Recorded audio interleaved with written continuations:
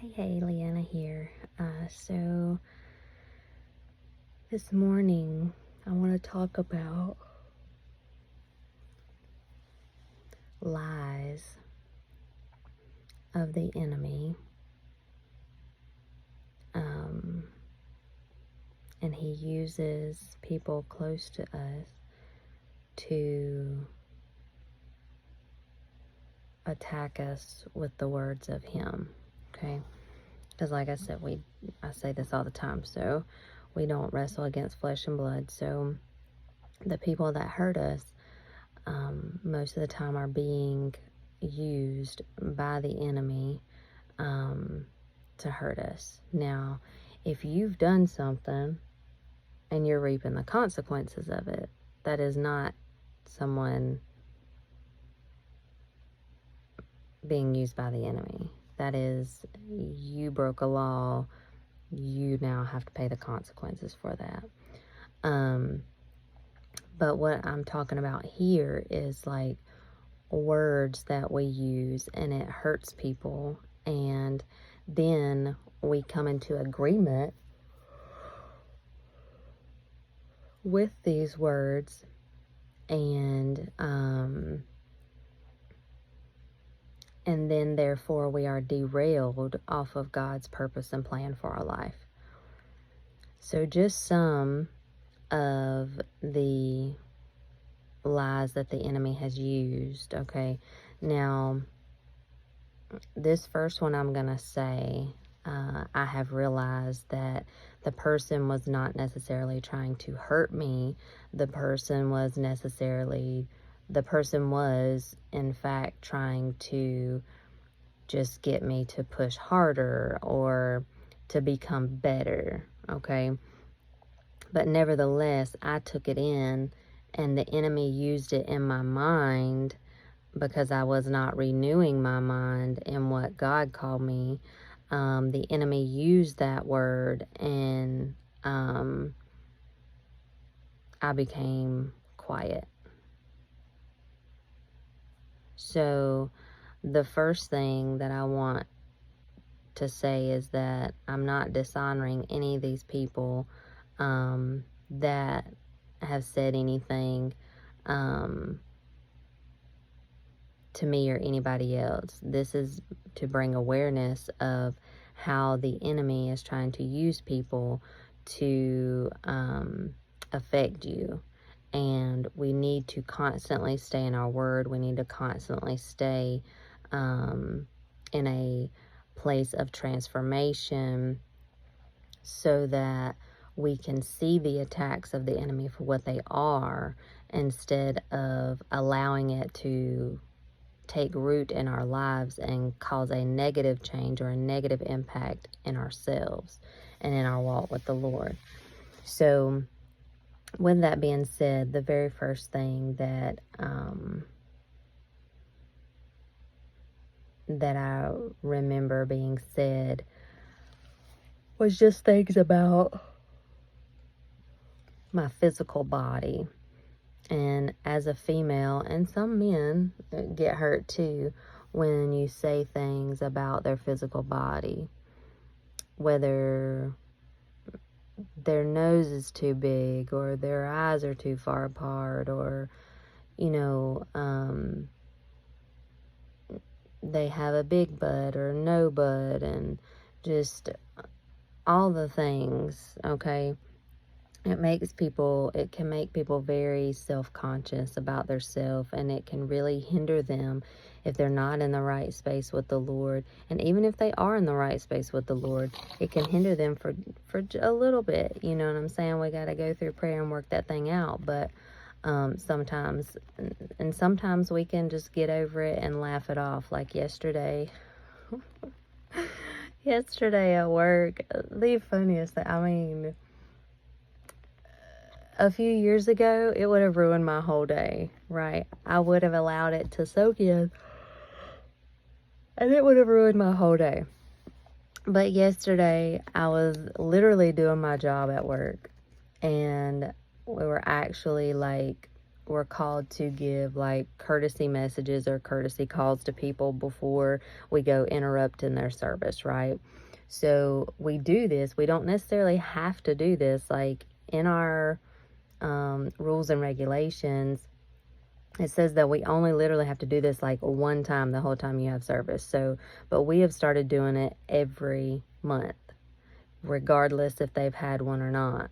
So, like us reach out or not. So, I reached out yesterday to people and they told me to eat crap and die. They use the other word, not crap. They use the S word. But first of all, I felt really bad for the people because I know you have to be in a pretty tough spot in order to tell somebody that when they're trying to give you a heads up. Hey, we're just letting you know, giving you a heads up that services might be interrupted tomorrow if there's not a payment made. You know what I'm saying? And you give them all the details, all the numbers to call and make payments and account numbers and all that stuff. And then it was just like joy. I don't know. It was so weird. I guess it's just the space that I'm in with the Lord that I realized that things like that, number one, I'm not going to allow to affect me, okay? I'm not going to allow it. Number two,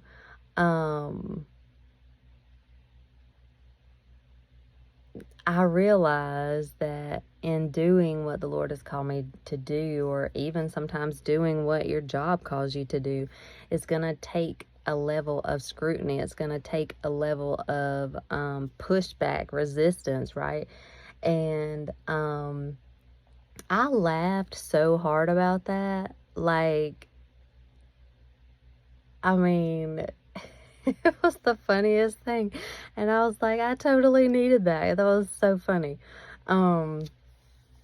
But like I said, a few years ago, I would have really let that affect me. I would have taken it in as that was meant for me, and that was now this, in some weird way, it was part of who I am. And that, so, all right, next thing. I've been told that, I can't sing, that I am one of those people that come on American Idol, that their family has told them they could sing all their life, but they really can't. And I let that affect me a lot. It affected me to the point where I would quit singing, or I wouldn't sing the whole song. I would just sing parts that I thought sounded good. And then I quit singing altogether. And I allowed it to take root in my life instead of allowing God that responsibility that He, created in me. I allowed what someone else said. Now, this person, I believe, was trying to encourage me to do better, encourage me to, but it was just a weird way of doing it. You got to be careful in how you say things to people, because you can really deter them from what God has called them to do. I believe that you don't necessarily have to be the extremely best singer in the world, but if you are anointed by God to sing, then people's lives are going to be changed while you sing, while you speak, while you teach. It doesn't matter how you use your voice. If you're anointed by God, the Holy Spirit will see to it that it will move people. And okay, you're not going to be anything without me. We'll go with that one. That is a lie from the pit of hell. The only time you're not going to be anything is without God.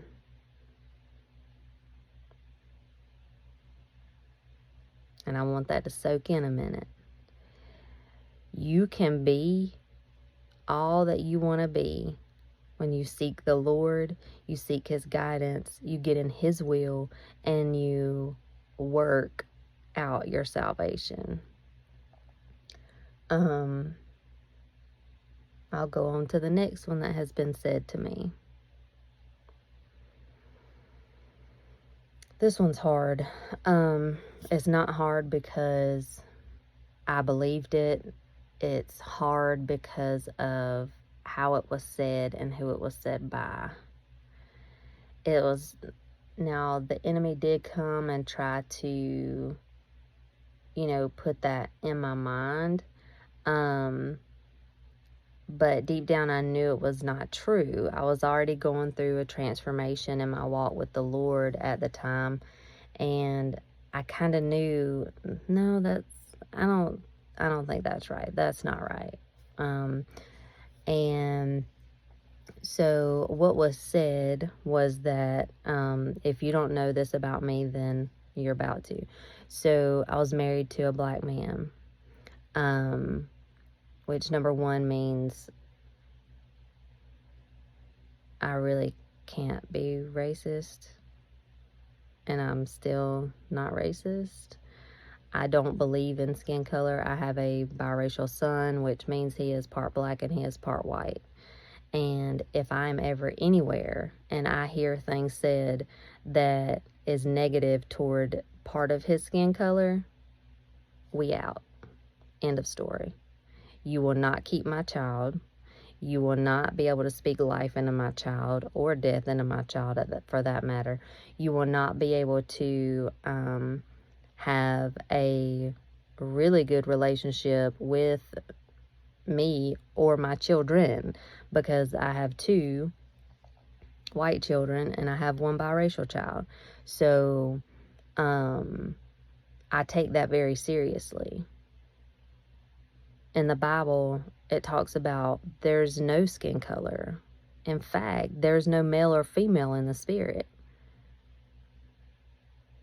This is not where I was going today, but I get so frustrated with people that try to throw up, race, and they haven't learned the Bible, and yet they call themselves Christians. Now, non-Christians, they messed up anyway. They in the whole world anyway. But when it comes to being a Christian, you really got to seek out the Word of God. You really have to learn that even Moses in the Old Testament was married to a woman of color. You have to learn that even Moses's sister-in-law, I believe, had something to say about Moses and his wife because they were in a biracial relationship. And guess what? She was plagued. That's what God did. God don't play about his people. He doesn't. I'm sorry. He protects us. Vengeance is his, says the Lord. So with that being said, I was told that no white man would ever want me because I've been with a black man, and no white man would treat my children properly, especially my biracial son. And I beg to differ. I since then married a man that is extremely good to all of my children. He definitely teaches them and I'll never forget, he told me that when we were dating, and he said, I will teach your children how you're supposed to be loved. I will show them. And every day he does that, in my opinion. Every day he is good to me. Every day he shows up and shows how much he loves me. Every day. I mean, to say that I am blessed that God truly answered my prayers is an understatement. In relationships, I feel like I have been through hell and back, okay? I have said that my picker is broken. I prayed that to God. I said, God, I feel like my picker is broken, and I obviously need help. And so anyway, I'm kind of getting off track. But anyway, I beg to differ,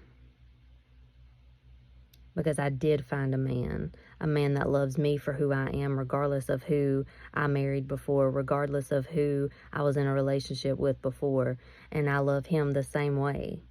It's not about who we were in relationship with before, it's about the person that it made us become today. And because of the pain and the hurt that we've both been through, because of the pain and hurt of just general life, not necessarily relationship involvement, but just life that we have been through, it has made us the people that we are today.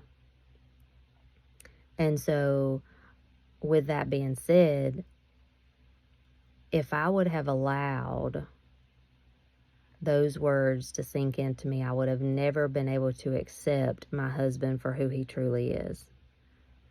And we probably wouldn't be married, and we probably wouldn't even have been in like a serious relationship either. So I say these things, and also, you'll never be anything without me. You'll never have anything without me. Well, you know what? God has blessed me regardless. I have a home. I have food on the table. I have 2 decent vehicles. And I get to have my family in my home.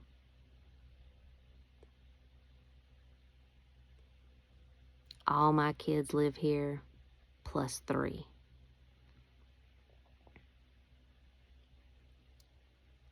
That means more to me than anything else can buy.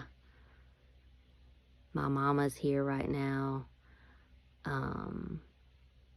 My grandmother's here right now. And to be able to see them every day, and to be able to, learn from them, and even pour into them at times, is a blessing that is unmatched anywhere else. Is it easy every day? No. There's 8 of us here. But there's plenty enough room.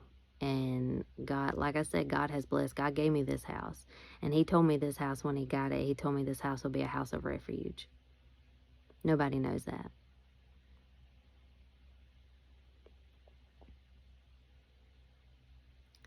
So, and again, if God gives you something, God gave me my job, yes, to help me pay for this house, yes. But God allowed this house into my life for a reason. And it was before I met my husband now. But he allowed this house into my scope, into my vision for a reason. And it all worked out for his good and his glory. You see what I'm saying?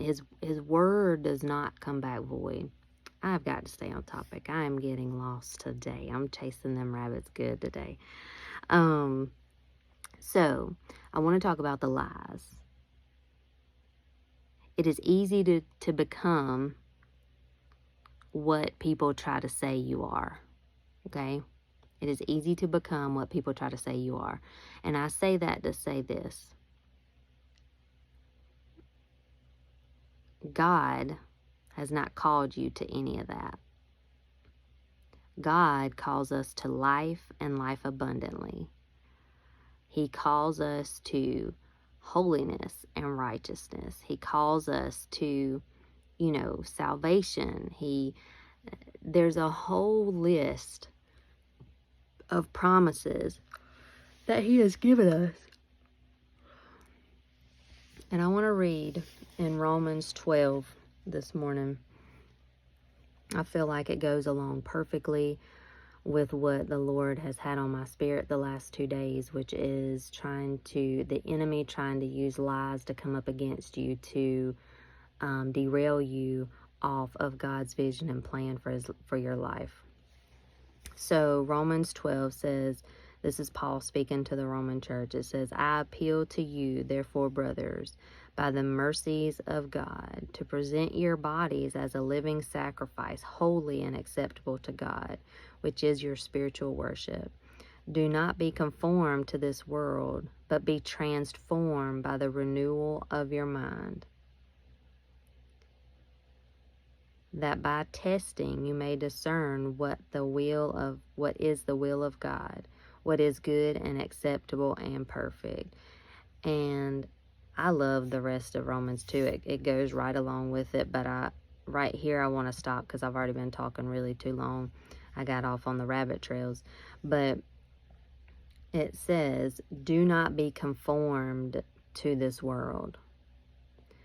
And that also means the words of others. That is lies. That is not acceptable. That are not okay. They're not okay. They should have never been said to you. It should have never been done to you, and it should have never been said to you. But the enemy comes, and we know this. The enemy comes, and I'm not justifying them for saying it by any means, but I'm just saying the enemy is going to come. Whether it was them or a stranger, it would have been said to us more than likely, because the enemy wants to derail you so bad. So bad.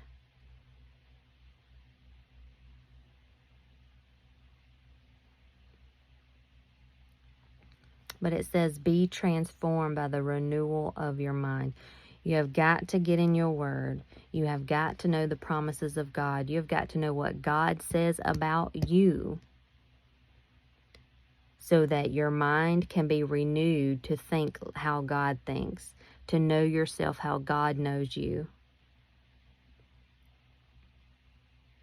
So that when things come against you, you can laugh it off and see it for what it is. You can laugh off the enemy and say, Lord, have mercy on them. Things have got to be rough for them to be saying that kind of thing to people. So I just want to encourage you today, do not fall in the trap and the lies of the enemy. Do not take that on for who you are.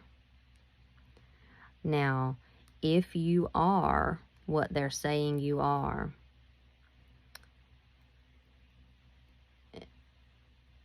for instance, if somebody says, good Lord, you can't say not one positive thing, can you?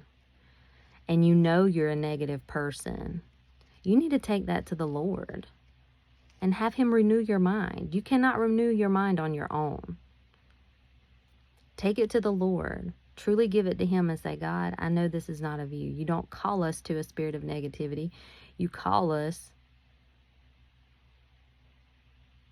to X, Y, or Z. Whatever it is that the enemy is trying to tell you, you claim the opposite over your life.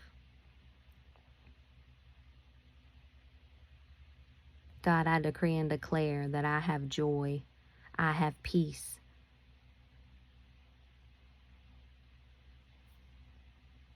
Those are fruit of the Spirit.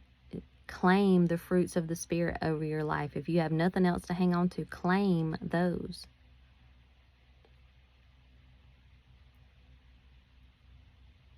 Peace, love, patience, kindness, gentleness, self-control, long-suffering. All those fruits of the Spirit, claim them over yourself. And yes, long-suffering is one of them.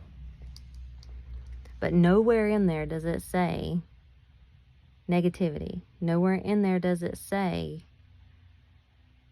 that we're justified by treating people ugly, or accusations, or slander, or any of the things. Nowhere in there. That is actually Satan.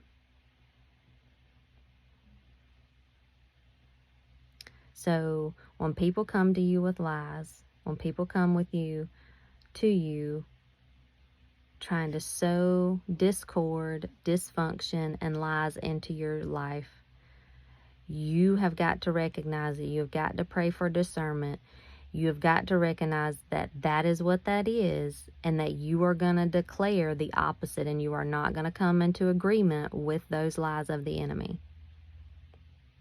So I hope this helps you this morning. I hope this encourages you, number one, that you are not what they say you are.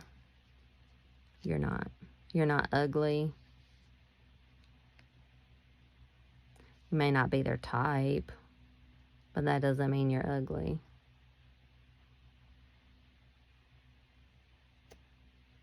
You're not slow.